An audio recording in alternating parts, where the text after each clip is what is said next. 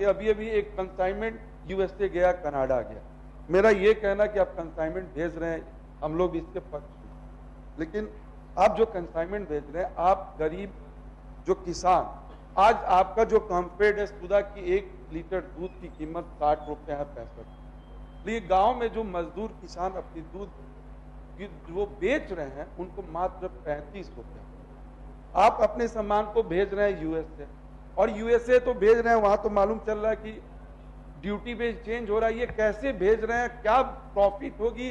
हम ये कहेंगे सदन के तरफ से कि जो कंसाइनमेंट गया है उसकी आय व्यय की सारी जानकारी वो सदन में ला के देंगे कि कंसाइनमेंट गया वो प्रॉफिट में बिक रहा है या लॉस में बिक रहा है। लेकिन आप गांव के लिए तो कुछ सोच नहीं रहे हैं।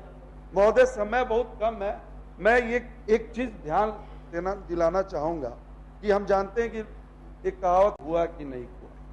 मुझे ये कहना है कि इस विभाग की जो बजट है बहुत सीमित है, और उस सीमित बजट में हमने देखा कि पिछले साल सितंबर में 534 प्रखंड के लिए मोबाइल पशु चिकित्सक की खरीदारी की गई है।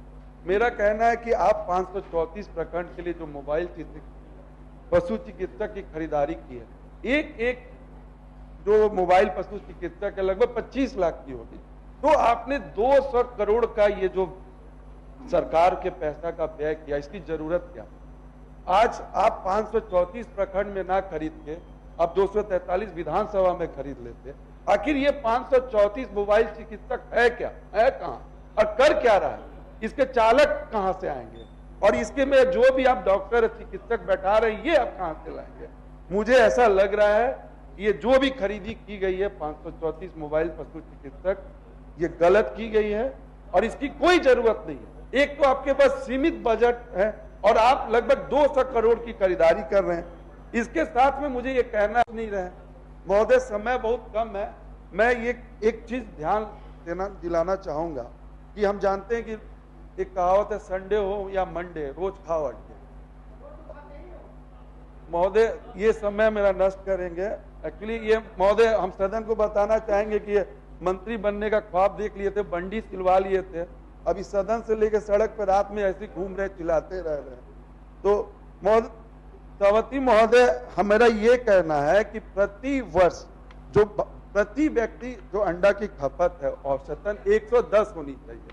हमारे बिहार में जो उत्पादन है मात्र 27 अंडा प्रति व्यक्ति का प्रति वर्ष का उत्पादन है। और आज मैं आपको बता दूं कि जैसे रोज सुबह में शेयर मार्केट खुलता है, आज वैसे ही बिहार में रोज सुबह अंडे का शेयर मार्केट खुलता है। कोई भी सरकार की नीति नहीं है इसके रेट पे।